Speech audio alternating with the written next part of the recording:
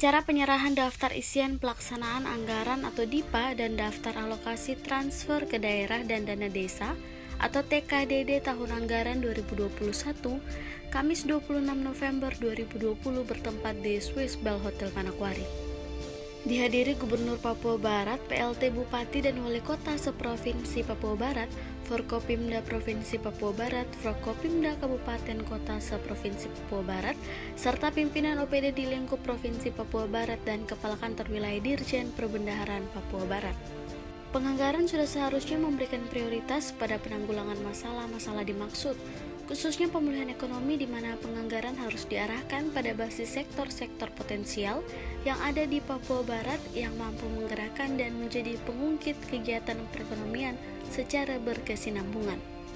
Untuk mencapai efektivitas pelaksanaan program-program pemerintah di Provinsi Papua Barat tahun 2021, perlu menjadi bahan perhatian adalah dilakukannya proses percepatan penetapan pejabat pengelola keuangan dan pengelola kegiatan, meskipun masih terdapat kendala dengan penerapan sistem kerja di rumah. Kepala Kantor Wilayah Direktorat Jenderal Perbendaharaan Provinsi Papua Barat menyampaikan total dana APBN tahun 2021 yang terdiri dari dana DIPA, Kementerian Negara atau lembaga dana transfer dan dana desa yang dialokasikan untuk Provinsi Papua Barat sebesar 26,4 triliun. Peran penting APBN sebagai instrumen fiskal dan sekaligus instrumen untuk counter cyclical perlu dimaksimalkan secara bersama. Bapak Gubernur dan hadirin yang saya hormati, kegiatan ekonomi di berbagai sektor mengalami perlambatan dengan pencapaian laju pertumbuhan ekonomi sepanjang tahun 2020. Untuk itu, peran penting APBN sebagai instrumen fiskal dan sekaligus instrumen untuk melakukan counter cyclical itu perlu kita maksimalkan bersama.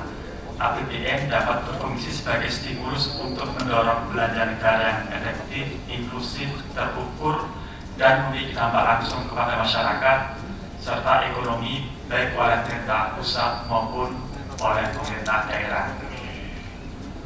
Dari total belanja negara yang dinyatakan mencapai 2.750 triliun tersebut, Bapak sekalian, sebesar 26,4 triliun rupiah itu dialokasikan ke Provinsi Papua Barat, baik dalam bentuk belanja KL yaitu sebesar 9,62 triliun dan transfer ke daerah dan dana desa sebesar 16,82 triliun.